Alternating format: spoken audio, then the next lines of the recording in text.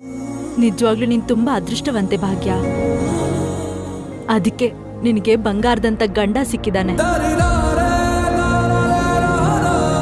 ನಿಂಗೋಸ್ಕರ ಇದೆಲ್ಲ ಮಾಡ್ತಿರೋದು.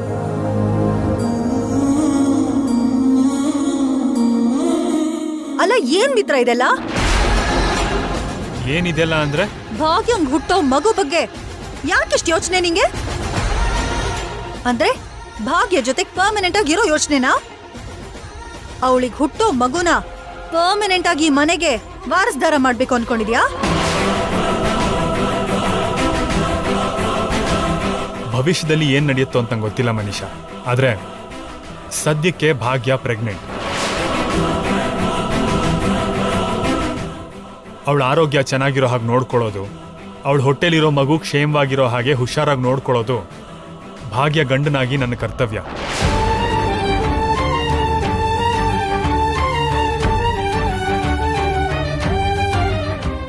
ಏನು ಗಂಡನ?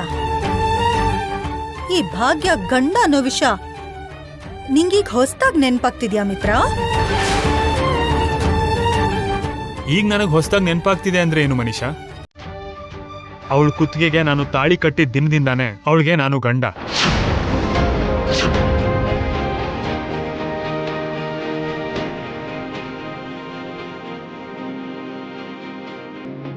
ಅವಳ ಜೊತೆ ಸಪ್ತಪದಿ ತುಳಿದಿದ್ದ ದಿನದಿಂದಾನೆ ಅವಳು ನನಗೆ ಹೆಂಡತಿಯಾದ. ನಮ್ಮಿಬ್ಬರ ಮಧ್ಯೆ ಗಂಡ ಹೆಂಡತಿ ಬಂಧ ಇರೋದ್ರಿಂದಾನೆ ಅವಳನ್ನ ಚೆನ್ನಾಗಿ ನೋಡ್ಕೋಬೇಕು ಅಂತ ಆ ಬಂಧ ನನಗೆ ನೆನ್ಪು ಮಾಡ್ತಿದೆ. ಭಾವ್ ಚೆನ್ನಾಗಿದೆ ಮಿತ್ರ, ತುಂಬಾ ಚೆನ್ನಾಗಿದೆ. ನಿನಗ್ ಬಂಧನೂ ನೆನ್ಪಾಗ್ತಿದೆ, ಜವಾಬ್ದಾರಿನೂ ನೆನ್ಪಾಗ್ತಿದೆ. ಹೆಂಡತಿ ಸ್ಥಾನದಲ್ಲಿರೋ ಭಾಗ್ಯ ಮೇಲೆ ಎಷ್ಟೋ ಶ್ರದ್ಧೆ ಕಾಣ್ತಿದೆ. ಭಾಗ್ಯ ಹೋಟೆಲ್ ಬೆಳೀತಿರೋ ಮಗು ಮೇಲೆ ತಂದೆ ಪ್ರೀತಿ ಉಕ್ಕಿ ಹರಿತಿದೆ. ಇನ್ನು ನಾನು ಈ ಮನೇಲಿದ್ದು ಏನ್ ಪ್ರಯೋಜನ? ಇನ್ನು ನಿನ್ ಜೀವನದಲ್ಲಿ ನಾನಿದ್ದು ಏನ್ ಯೂಸು? ಏನ್ ಹೀಗ್ ಮಾತಾಡ್ತಾ ಇದ್ಯಾ ಮನೀಷಾ? ಮತ್ತಿನ್ ಹೇಗ್ ಮಾತಾಡ್ಬೇಕು? ಪ್ರೀತಿಸಿರೋ ಹುಡುಗಿ ಪಕ್ಕದಲ್ಲಿದ್ರು ಕೂಡ ಇನ್ನೊಬ್ಬಳ ಬಗ್ಗೆ ಯೋಚನೆ ಮಾಡ್ತಿದ್ಯಾ? ಪ್ರೀತಿಸಿರೋ ಹುಡುಗಿ ಜೀವನಕ್ಕೆ ಒಂದ್ ಅರ್ಥನೇ ಇಲ್ದಿದ್ದ ಹಾಗೆ ಮಾಡಿ ನಿಂಗಿಷ್ಟ ಬಂದವಳ ಜೊತೆ ನೀನ್ ಸಂತೋಷವಾಗಿದ್ಯಾ?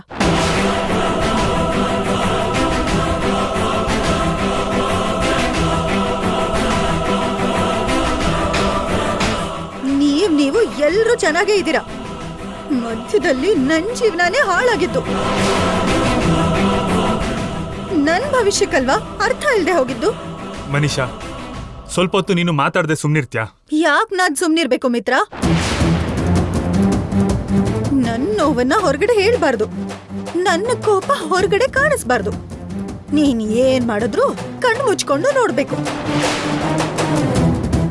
ನೀನ್ ಎಷ್ಟು ಚೇಂಜ್ ಆಗ್ತಿದ್ರು ನನಗ್ ಸಂಬಂಧ ಇಲ್ದಿರೋ ಹಾಗೆ ಇರ್ಬೇಕು, ಅಷ್ಟೇನಾ? Manisha, stop it.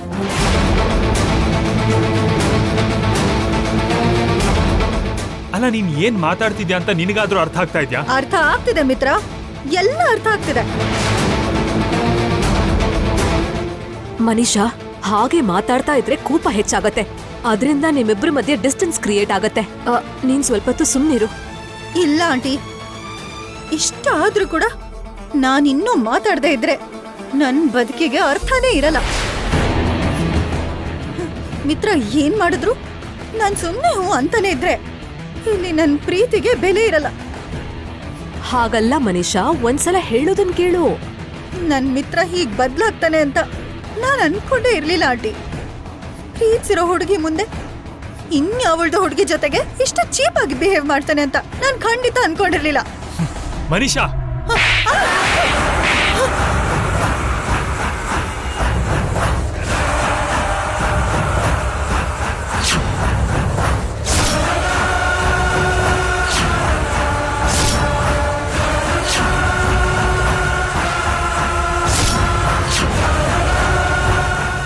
ನಾನ್ ಭಾಗ್ಯ ಬಗ್ಗೆ ಕೇಳಿದಕ್ಕೆ ನನ್ ಮೇಲೆನೆ ಕೈ ಮಾಡ್ತೀಯ?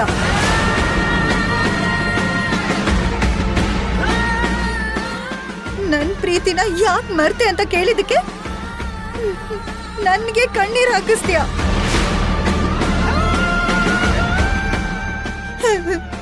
ಈಗ ನನ್ ಮೇಲೆ ಕೈ ಮಾಡೋದಕ್ಕೆ ನಿನಗ್ ಮನ್ಸಿಗೆ ಬಂತು ಮಿತ್ರ. ಮತ್ತಿನ್ನೇನು? ನೀನ್ ಮಾತಾಡೋ ಮಾತಿಗೆ ಅರ್ಥ ಇದ್ಯಾ? ನೀನು ಇಲ್ದೇ ಇರೋ ಆರೋಪಗಳನ್ನ ಮಾಡ್ತಿದ್ರೆ ನೋಡ್ತಾ ಸುಮ್ಮನಿರ್ಬೇಕಾ? ಅಂದ್ರೂ ನನ್ಗೊಂದ್ ವಿಷಯ ಅರ್ಥನೇ ಆಗ್ತಿಲ್ಲ ಮಿತ್ರ. ಭಾಗ್ಯ ಹೇಳೋ ತನಕ ಅವಳು ಪ್ರೆಗ್ನೆಂಟ್ ಅನ್ನೋ ವಿಷಯ ನಿನಗ್ ಗೊತ್ತಿಲ್ಲ. ಅವಳು ಪ್ರೆಗ್ನೆಂಟ್ ಆಗೋದಕ್ ಕಾರಣ ಕೂಡ ನಿಂಗ್ ಗೊತ್ತಿಲ್ಲ. ಭಾಗ್ಯ ಹೇಳಿದ್ನೆ ಬ್ಲೈಂಡ್ ಆಗಿ ನಂಬ್ದೆ.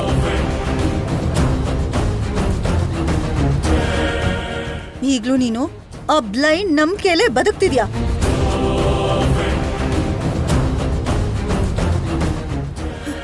ಹೋಗ್ಲಿ, ಭಾಗ್ಯ ಪ್ರೆಗ್ನೆಂಟ್ ಆಗೋಕ್ ರೀಸನ್ ಈಗಾದ್ರೂ ನಿನಗೆ ನೆನ್ಪಾಯ್ತಾ?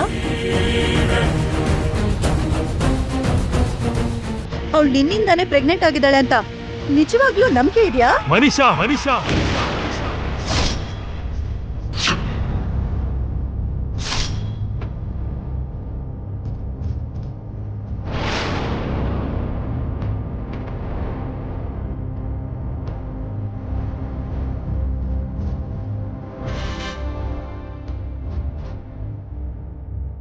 ನೋಡು, ಭಾಗ್ಯ ಮೇಲೆ ನನಗೆ ನಂಬಿಕೆ ಇದೆ.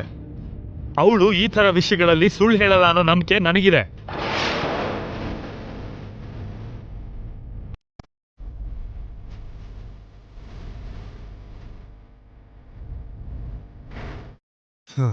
ಹೌದು ಮನೀಷಾ, ನೀನ್ ಹೇಳ್ದಾಗೆ ನನಗೂ ಭಾಗ್ಯ ಮಧ್ಯೆ ಏನ್ ನಡೀತು ಅಂತ ನನಗೆ ನೆನಪಿಲ್ಲ. ನಾನು ಕುಡ್ದಿರೋ ಮತ್ತಲ್ಲಿ ನನಗೆ ಗೊತ್ತಿಲ್ದೇನೆ ಏನೋ ನಡೆದಿರ್ಬೋದು. ಆದ್ರೆ ಏನ್ ನಡೀತು ಅಂತ ನನಗ್ ನೆನಪಿಲ್ಲ. ಭಾಗ್ಯನ್ ಮಾತ್ರ ನೆನಪಿರೋದು. ಭಾಗ್ಯ ಹೇಳಿರೋ ಮಾತಿನ ಮೇಲೆ ನನಗೆ ನಂಬಿಕೆ ಇದೆ, ಅಷ್ಟು ಸಾಕು.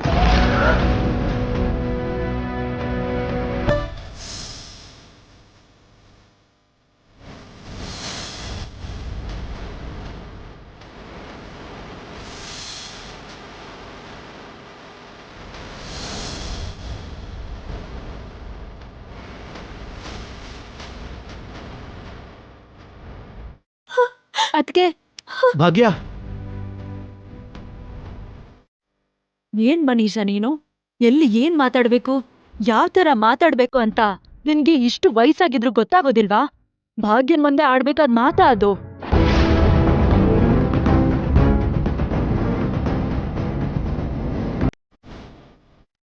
ನೋಡು ಮನೀಷಾ, ನಿನಗೆ ಭಾಗ್ಯ ಮೇಲೆ ಕೋಪ ಇರಬಹುದು. ಭಾಗ್ಯನ ಹತ್ರ ಮಿತ್ರ ಅಭಿಮಾನವಾಗಿದ್ದಾನೆ ಅಂತೇಳಿ ಹೊಟ್ಟೆ ಉರಿತಿರಬಹುದು.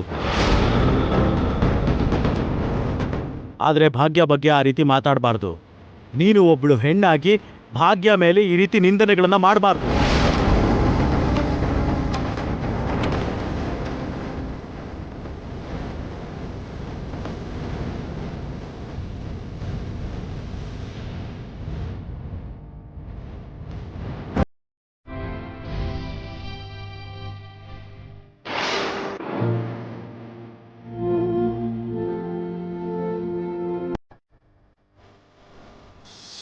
ಭಾಗ್ಯ ಹೇಳೋ ತನಕ ಅವಳು ಪ್ರೆಗ್ನೆಂಟ್ ಅನ್ನೋ ವಿಷಯ ನಿನಗ್ ಗೊತ್ತಿಲ್ಲ. ಅವಳು ನಿನ್ನಿಂದಾನೇ ಪ್ರೆಗ್ನೆಂಟ್ ಆಗಿದ್ದಾಳೆ ಅಂತ ನಿಜವಾಗ್ಲೂ ನಂಬಿಕೆ ಇದೆಯಾ? ಭಾಗ್ಯ ಮೇಲೆ ನನಗೆ ನಂಬಿಕೆ ಇದೆ. ಅವಳು ಈ ತರ ವಿಷಯಗಳಲ್ಲಿ ಸುಳ್ಳು ಹೇಳಲ್ಲ ಅನ್ನೋ ನಂಬಿಕೆ ನನಗಿದೆ. ಆದ್ರೆ ಏನ್ ನಡೀತು ಅಂತ ನನಗ್ ನೆನಪಿಲ್ಲ. ಭಾಗ್ಯನ್ ಮಾತ್ರ ನೆನಪಿರೋದು. ಭಾಗ್ಯ ಹೇಳಿರೋ ಮಾತಿನ ಮೇಲೆ ನನಗೆ ನಂಬಿಕೆ ಇದೆ, ಅಷ್ಟು ಸಾಕು.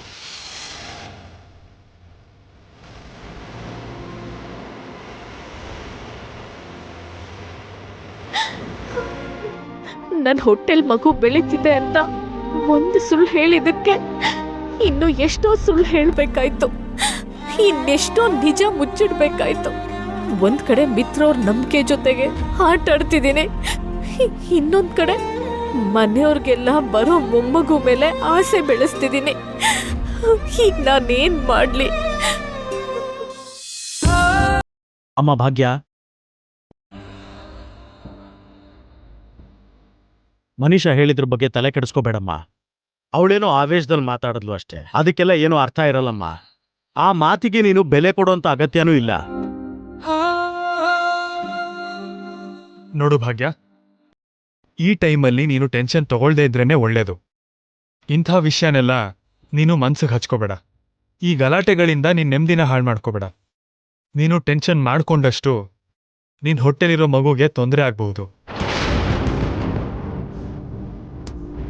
ಇನ್ನು ನಾನು ಈ ನಿಜನ ಮುಚ್ಚಿಡೋದ್ರಲ್ಲಿ ಅರ್ಥ ಇಲ್ಲ.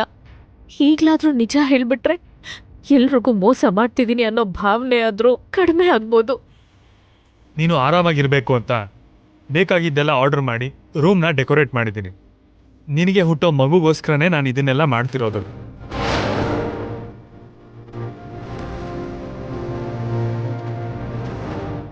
ಇನ್ಮುಂದೆ ನೀನು ನಿನ್ ಮನ್ಸಿಗೆ ನೋವು ಮಾಡ್ಕೊಂಡು ನಡೆದಿರೋ ವಿಷಯದ ಬಗ್ಗೆ ಎಲ್ಲ ಯೋಚನೆ ಮಾಡ್ತಾ ಕೂತಿದ್ರೆ ಅದಕ್ಕೆ ಅರ್ಥನೇ ಇಲ್ಲ. ದಯವಿಟ್ಟು ಮನೀಷಾ ಹೇಳಿದ್ರ ಬಗ್ಗೆ ಮರ್ತು ಬಿಡು. ಇಲ್ಲ ಮಿತ್ರ ಅವ್ರೆ, ಮನೀಷಾ ಹೇಳಿರೋ ಮಾತನ್ನೆಲ್ಲ ಮರೆಯೋ ಮೊದಲು ನಿಮಗ್ ನಾನೊಂದು ವಿಷಯ ಹೇಳ್ಬೇಕು.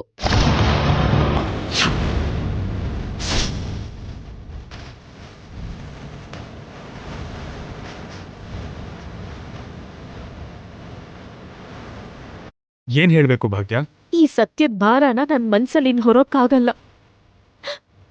ಒಂದ್ ಸುಳ್ಳನ್ನ ನಿಮ್ ಕಣ್ಣಿಗೆ ಬಟ್ಟೆ ತರ ಕಟ್ಟಿ ಇನ್ನೂ ನಿಮಗ್ ಮೋಸ ಮಾಡಲ್ಲ.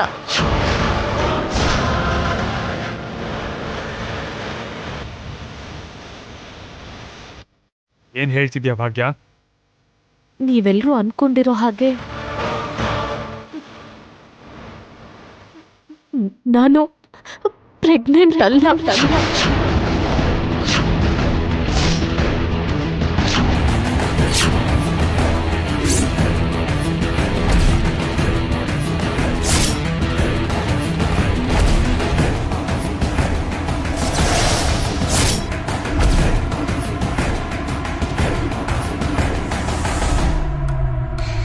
ಏನ್ ಹೇಳ್ತಿದ್ಯಾ ಭಾಗ್ಯ? ನೀನು ಪ್ರೆಗ್ನೆಂಟ್ ಅಲ್ಲ ಅಂದ್ರೆ ಏನರ್ಥ?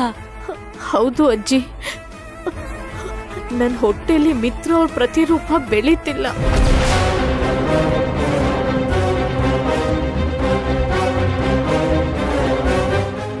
ಈ ಮನೆಗೆ ವಾರಸ್ದಾರ ಬರ್ತಿದ್ದಾನೆ ಅನ್ನೋ ಮಾತು ನಿಜ ಅಲ್ಲ.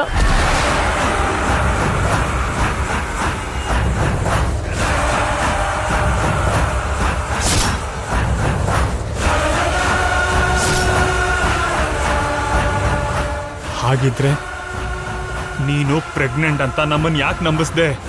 ಪರಿಸ್ಥಿತಿ ಹಾಗಿತ್ತು. ನನ್ನ ಬಾಯಲ್ಲಿ ಈ ಥರದ ಸುಳ್ಳು ಬರೋ ಹಾಗಾಯ್ತು. ನನಗೆ ಬೇರೆ ದಾರಿನೇ ಇಲ್ಲದೆ ನಿಮ್ಗೆಲ್ಲ ಈ ಸುಳ್ಳು ಹೇಳಿ ಮೋಸ ಮಾಡಬೇಕಾಯ್ತು. ಯಾವ ಪರಿಸ್ಥಿತಿ ಬಂದಿದ್ರು ಸರಿ, ಅದಕ್ಕೆ ನಮ್ಗೆಲ್ಲ ಇಷ್ಟು ದೊಡ್ಡ ಸುಳ್ಳು ಹೇಳ್ತೀಯ ಭಾಗ್ಯ?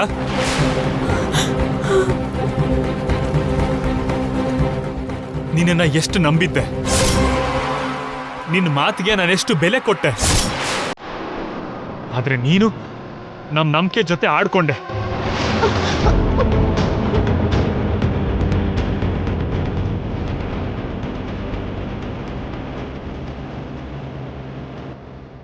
ನಮ್ ಎಲ್ರನ್ನೂ ನೀನು ಕೈಗೊಂಬೆ ಮಾಡ್ಕೊಂಡು ಆಡಿಸ್ದೆ.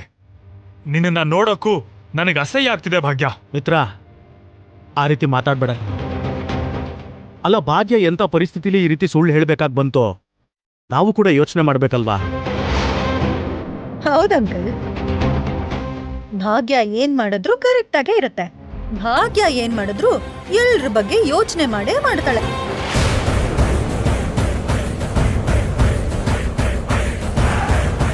ಇದೇ ಅಲ್ವಾ ನೀವ್ ಹೇಳೋದು? ಇಷ್ಟು ದೊಡ್ಡ ಮೋಸ ಮಾಡಿದ್ರು ಕೂಡ ಅಷ್ಟಾಗಿ ವಹಿಸ್ಕೊಂಡ್ ಬರೋದು? ಮನೀಷಾ, ನೀನ್ ಸ್ವಲ್ಪ ಹೊತ್ತು ಬಾಯಿ ಮುಚ್ಕೊಂಡಿರ್ತೀಯಾ? ಇಲ್ಲ ಅಂಕಲ್, ಇವಳಂತ ಮೋಸಗಾರ್ತಿನ ಪ್ರತಿ ಸಲ ನೀವು ವಹಿಸ್ಕೊಂಡ್ ಬರ್ತೀರಾ ನೋಡಿ, ಮೊದ್ಲು ನಿಮಗ್ ಹೇಳ್ಬೇಕು.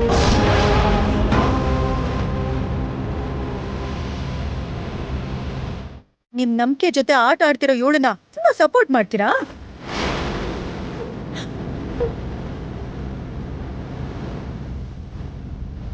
ನಿಮ್ಮನ್ನೆಲ್ಲ ಮೂರ್ಖರನ್ನಾಗಿ ಮಾಡಿ ಈ ಭಾಗ್ಯ ಆಡಿದ ನಾಟಕ ನ್ಯಾಯವಾಗಿದೆ ಅಂತ ಅನ್ಕೊಳ್ತಿದ್ದೀರಾ?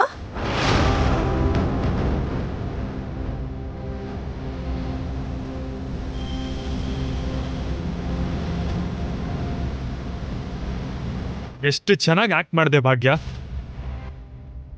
ನಿನ್ ಮೇಲಿರೋ ನಂಬಿಕೆ ಒಂದ್ ಸ್ವಲ್ಪನೂ ಉಳಿದಿರೋ ಹಾಗೆ ಮಾಡ್ದೆ.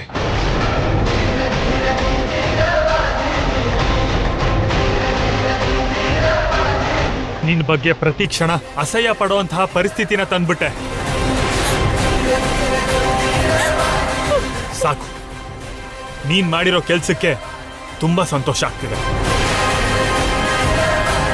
ಈ ಜೀವನದಲ್ಲೇ ನಿನ್ ಮುಖನ ತೋರಿಸ್ಬೇಡ. ಮಿತ್ರವ್ರೆ, ಮಿತ್ರವ್ರೆ,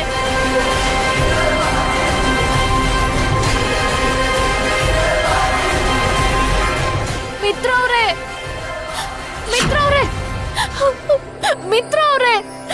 ಭಾಗ್ಯ, ಭಾಗ್ಯ ಏನಾಯ್ತು? ಯಾಕೆ ಈ ತರ ಕೂಗ್ತಿದ್ಯಾ?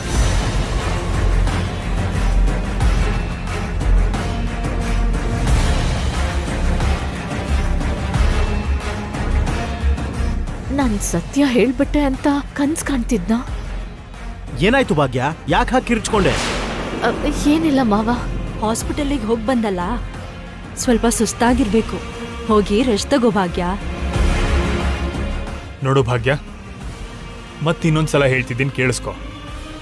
ಮನುಷ್ಯ ಮಾತಾಡಿದ್ದನ್ನೆಲ್ಲ ನೀನು ಮನ್ಸಿಗೆ ಹಚ್ಕೊಳಕ್ ಹೋಗ್ಬೇಡ. ನೆಮ್ಮದಿಯಿಂದ ಇರೋದಕ್ಕೆ ಪ್ರಯತ್ನ ಪಡು. ಅರ್ಥ ಆಯ್ತಾ?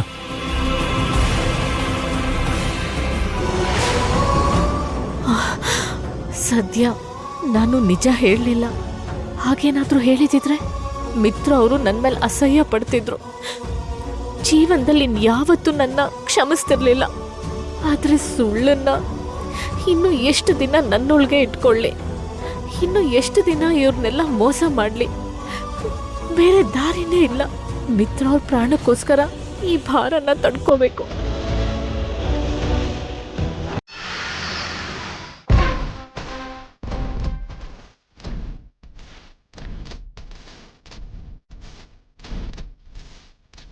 ವ್ಯಾಪಾರದ ಟ್ರಿಕ್ಸ್ಗಳ ಬಗ್ಗೆ ನಾನು ನಿಮಗೆ ಹೇಳಬೇಕಾಗಿಲ್ಲ. ಶತ್ರುಗಳನ್ನ ಮಟ್ಟ ಹಾಕೋದ್ರಲ್ಲಿ ನಿಮ್ಮನ್ನ ಮೀರಿಸ್ತೋರು ಯಾರೂ ಇಲ್ಲ ಸರ್. ಆದರೂ ನಿಮ್ಗೊಂದು ಸಲಹೆ ಕೊಡಬೇಕು ಅಂದ್ಕೊಂಡಿದ್ದೀನಿ ಸರ್. ಒಳ್ಳೆ ವೆಲ್ ವಿಷರ್ ನೀನು. ಸರಿಯಾಗಿರೋ ಸಲಹೆನೇ ಕೊಡ್ತೀಯ ಬಿಡು. ಅದೇನು ಹೇಳೋ.